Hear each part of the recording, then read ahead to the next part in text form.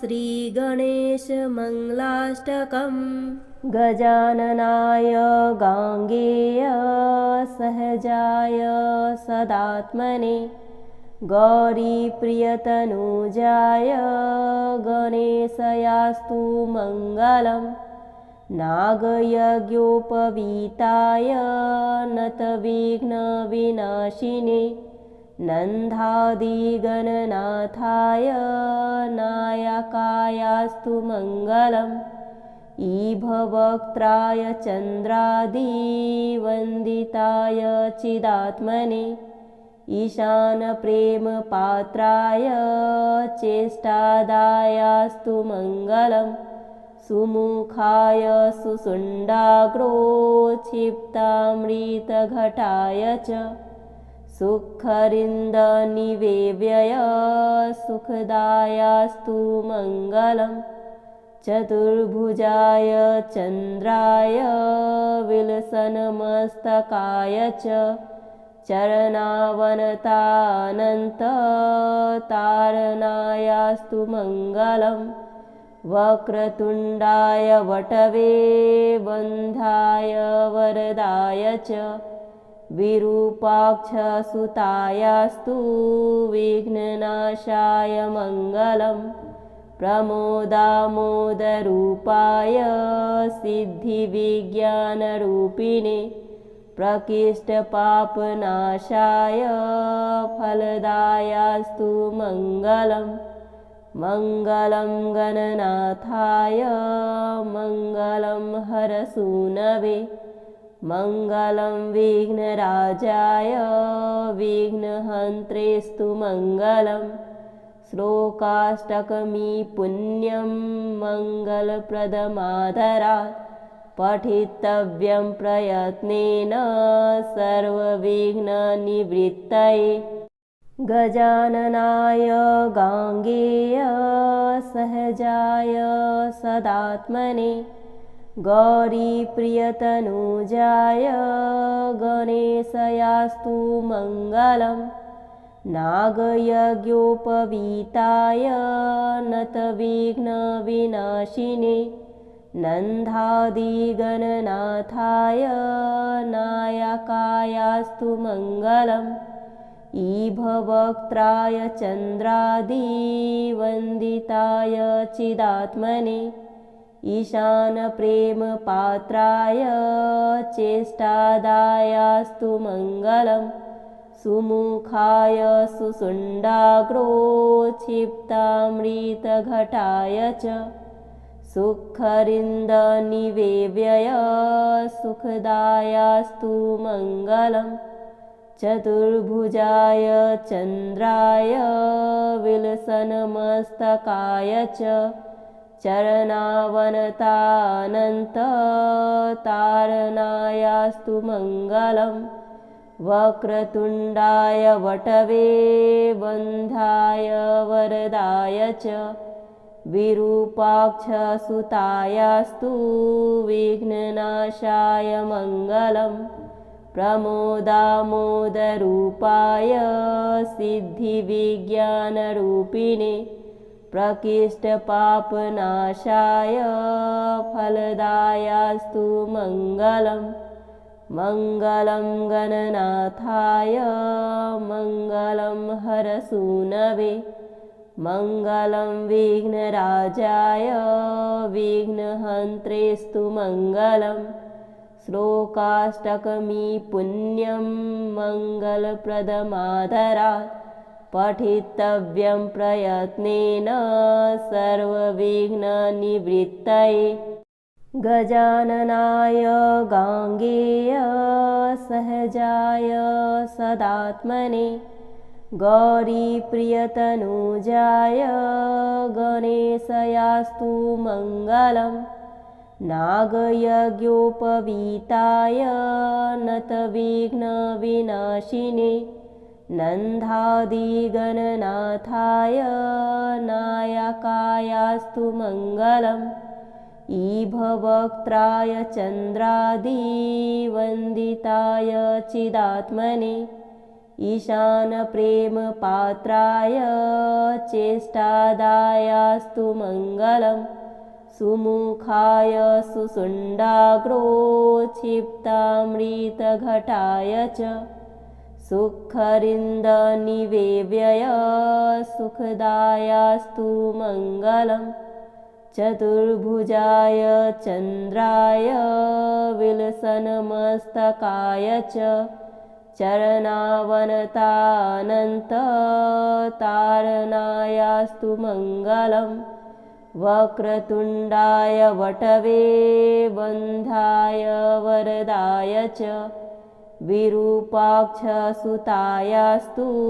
विघ्ननाशाय मङ्गलं प्रमोदामोदरूपाय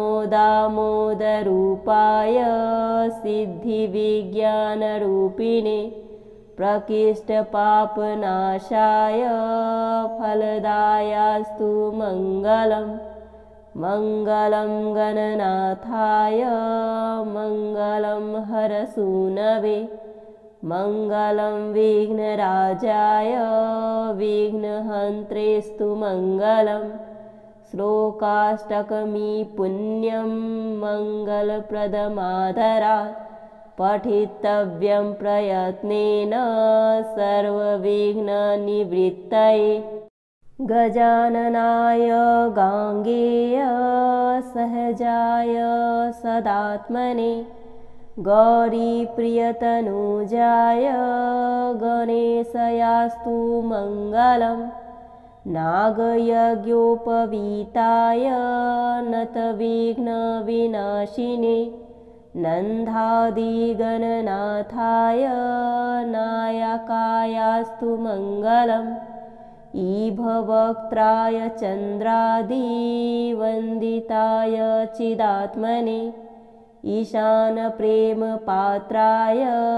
चेष्टादायास्तु मङ्गलं सुमुखाय सुषुण्डाग्रोक्षिप्तामृतघटाय च सुखरिन्दनिवेव्यय सुखदायास्तु मङ्गलं चतुर्भुजाय चन्द्राय विलसन्मस्तकाय च चरणावनतानन्ततारणायास्तु मङ्गलं वक्रतुण्डाय वटवे बन्धाय वरदाय च विरूपाक्षसुतायास्तु विघ्ननाशाय मङ्गलं प्रमोदामोदरूपाय सिद्धिविज्ञानरूपिणे प्रकृष्टपापनाशाय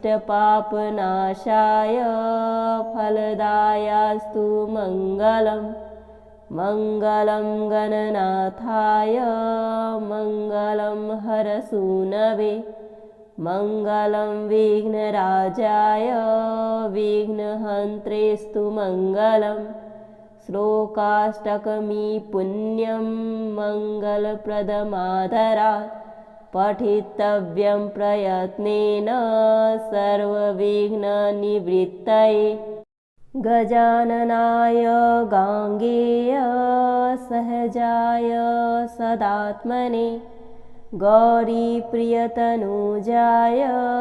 गणेशयास्तु मङ्गलं नागयज्ञोपवीताय नतविघ्नविनाशिने नन्दादिगणनाथाय नायकायास्तु मङ्गलम् ईभवक्त्राय चन्द्रादिवन्दिताय चिदात्मने ईशानप्रेमपात्राय चेष्टादायास्तु मङ्गलं सुमुखाय सुषुण्डाग्रोक्षिप्तामृतघटाय च सुखरिन्दनिवेव्यय सुखदायास्तु मङ्गलं चतुर्भुजाय चन्द्राय विलसन्मस्तकाय च चरणावनतानन्ततारणायास्तु मङ्गलं वक्रतुण्डाय वटवे बन्धाय वरदाय च विरूपाक्षसुतायास्तु विघ्ननाशाय मङ्गलं प्रमोदामोदरूपाय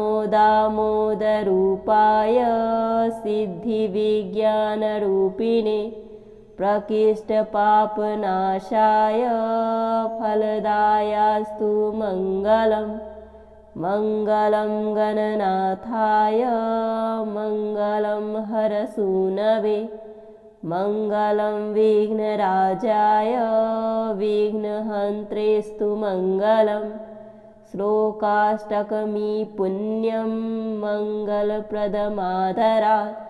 पठितव्यं प्रयत्नेन सर्वविघ्ननिवृत्तये गजाननाय गाङ्गेय सहजाय सदात्मने गौरीप्रियतनुजाय गणेशयास्तु मङ्गलं नागयज्ञोपवीताय नतविघ्नविनाशिने नन्दादिगणनाथाय नायकायास्तु मङ्गलम् ईभवक्त्राय चन्द्रादिवन्दिताय चिदात्मने ईशानप्रेमपात्राय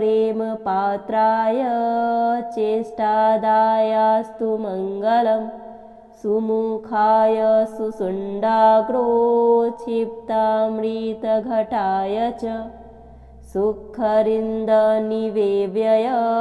सुखदायास्तु मङ्गलम् चतुर्भुजाय चन्द्राय विलसन्मस्तकाय च चरणावनतानन्ततारणायास्तु मङ्गलं वक्रतुण्डाय वटवे बन्धाय वरदाय च विरूपाक्षसुतायास्तु विघ्ननाशाय मङ्गलम् प्रमोदामोदरूपाय सिद्धिविज्ञानरूपिणे प्रकृष्टपापनाशाय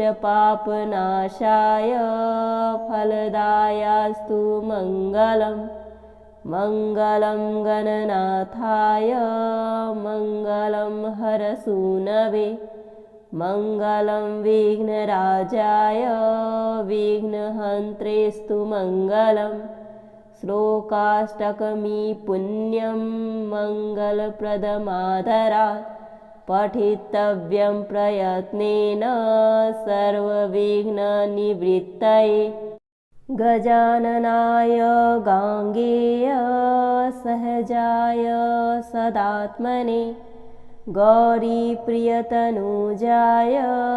गणेशयास्तु मङ्गलम् नागयज्ञोपवीताय नतविघ्नविनाशिने नन्दादिगणनाथाय नायकायास्तु मङ्गलम् ईभवक्त्राय चन्द्रादिवन्दिताय चिदात्मने ईशानप्रेमपात्राय चेष्टादायास्तु मङ्गलम् सुमुखाय सुषुण्डाग्रोक्षिप्तामृतघटाय च सुखरिन्दनिवेव्यय सुखदायास्तु मङ्गलम् चतुर्भुजाय चन्द्राय विलसन्मस्तकाय च चरणावनतानन्ततारणायास्तु मङ्गलम् वक्रतुण्डाय वटवे बन्धाय वरदाय च विरूपाक्षसुतायास्तु विघ्ननाशाय मङ्गलं प्रमोदामोदरूपाय सिद्धिविज्ञानरूपिणे प्रकृष्टपापनाशाय फलदायास्तु मङ्गलम् मङ्गलं गणनाथाय मङ्गलं हरसूनवे मङ्गलं विघ्नराजाय विघ्नहन्त्रेस्तु मङ्गलम् श्लोकाष्टकमी पुण्यं मङ्गलप्रदमादरात् पठितव्यं प्रयत्नेन सर्वविघ्ननिवृत्तये। गजाननाय गाङ्गेय सहजाय सदात्मने गौरीप्रियतनुजाय गणेशयास्तु मङ्गलम्। नागयज्ञोपवीताय नतविघ्नविनाशिने नन्दादिगणनाथाय नायकायास्तु मङ्गलम्। ईभवक्त्राय चन्द्रादिवन्दिताय चिदात्मने ईशानप्रेमपात्राय चेष्टादायास्तु मङ्गलम्। सुमुखाय सुषुण्डाग्रोक्षिप्तामृतघटाय च सुखरिन्दनिवेव्यय सुखदायास्तु मङ्गलम्। चतुर्भुजाय चन्द्राय विलसन्मस्तकाय च चरणावनतानन्ततारणायास्तु मङ्गलम्। वक्रतुण्डाय वटवे बन्धाय वरदाय च विरूपाक्षसुतायास्तु विघ्ननाशाय मङ्गलम्। प्रमोदामोदरूपाय सिद्धिविज्ञानरूपिणे प्रकृष्टपापनाशाय फलदायास्तु मङ्गलम्। मङ्गलं गणनाथाय मङ्गलं हरसूनवे मङ्गलं विघ्नराजाय विघ्नहन्त्रेस्तु मङ्गलम्। श्लोकाष्टकमी पुण्यं मङ्गलप्रदमादरात् पठितव्यं प्रयत्नेन सर्वविघ्ननिवृत्तये। गजाननाय गाङ्गेय सहजाय सदात्मने गौरीप्रियतनुजाय गणेशयास्तु मङ्गलम्। नागयज्ञोपवीताय नतविघ्नविनाशिने नन्दादिगणनाथाय नायकायास्तु मङ्गलम्। ईभवक्त्राय चन्द्रादिवन्दिताय चिदात्मने ईशानप्रेमपात्राय चेष्टादायास्तु मङ्गलम्। सुमुखाय सुषुण्डाग्रोक्षिप्तामृतघटाय च सुखरिन्दनिवेव्यय सुखदायास्तु मङ्गलम्।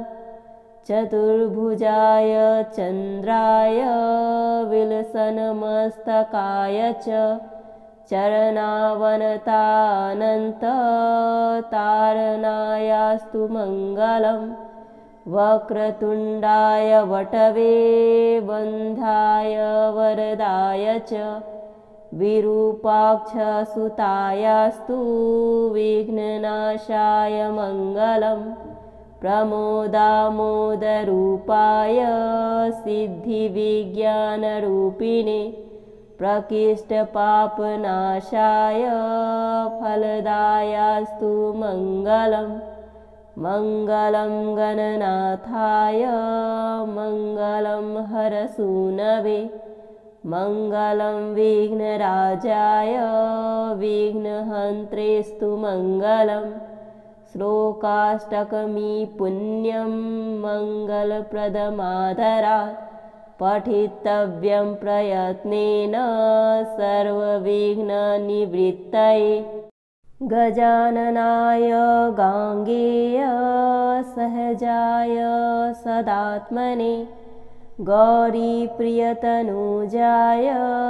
गणेशयास्तु मङ्गलम्। नागयज्ञोपवीताय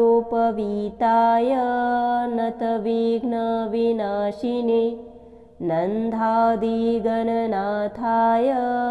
नायकायास्तु मङ्गलम्। ईभवक्त्राय चन्द्रादिवन्दिताय चिदात्मने ईशानप्रेमपात्राय चेष्टादायास्तु मङ्गलं सुमुखाय सुषुण्डाग्रोक्षिप्तामृतघटाय च सुखरिन्दनिवेव्यय सुखदायास्तु मङ्गलं चतुर्भुजाय चन्द्राय विलसन्मस्तकाय च चरणावनतानन्ततारणायास्तु मङ्गलं वक्रतुण्डाय वटवे बन्धाय वरदाय च विरूपाक्षसुतायास्तु विघ्ननाशाय मङ्गलं प्रमोदामोदरूपाय सिद्धिविज्ञानरूपिणे प्रकृष्टपापनाशाय फलदायास्तु मङ्गलं मङ्गलं गणनाथाय मङ्गलं हरसूनवे मङ्गलं विघ्नराजाय विघ्नहन्त्रेस्तु मङ्गलं श्लोकाष्टकमी पुण्यं मङ्गलप्रदमादरात् पठितव्यं प्रयत्नेन सर्वविघ्ननिवृत्तये गजाननाय गाङ्गेय सहजाय सदात्मने गौरीप्रियतनुजाय गणेशयास्तु मङ्गलं नागयज्ञोपवीताय नतविघ्नविनाशिने नन्दादिगणनाथाय नायकायास्तु मङ्गलम् ईभवक्त्राय चन्द्रादिवन्दिताय चिदात्मने ईशानप्रेमपात्राय चेष्टादायास्तु मङ्गलं सुमुखाय सुषुण्डाग्रोक्षिप्तामृतघटाय च सुखरिन्दनिवेव्यय सुखदायास्तु मङ्गलम् चतुर्भुजाय चन्द्राय विलसन्मस्तकाय च चरणावनतानन्ततारणायास्तु मङ्गलं वक्रतुण्डाय वटवे बन्धाय वरदाय च विरूपाक्षसुतायास्तु विघ्ननाशाय मङ्गलम् प्रमोदामोदरूपाय सिद्धिविज्ञानरूपिणे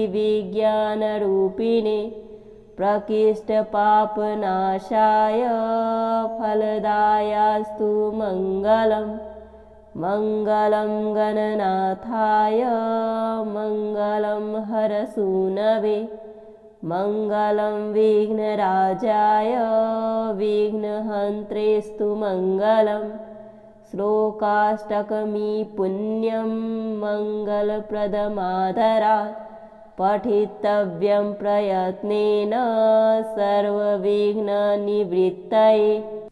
इति श्री गणपति मंगलाष्टकं सम्पूर्णम्।